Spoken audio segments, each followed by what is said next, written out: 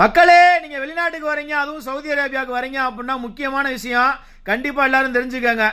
Agent இல்லாமல் வெளியில வர முடியாது, வெளிநாட்டுக்கு வர முடியாது. இருந்தாலும் ஏஜென்ட் நல்லவரா கெட்டவரா அதெல்லாம் இன்னொரு போட்டு இருக்கட்டும்.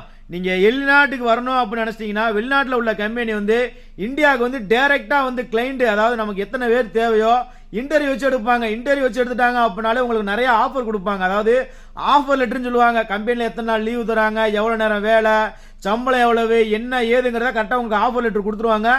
ஆஃபர் லெட்டர் நீங்கள் சைன் பண்ணீங்கனால நீங்கள் வாசிச்சு பார்த்து சைன் பண்ணுங்க.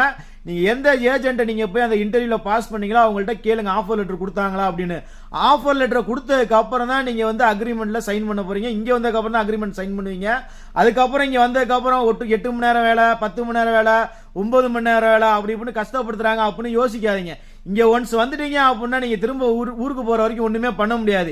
ஏன்னா அவங்க சொல்ற வேலையை தான் நம்ம செஞ்சாகணும். அதனால கொஞ்சம் முக்கியமா நோட் பண்ணிக்கங்க.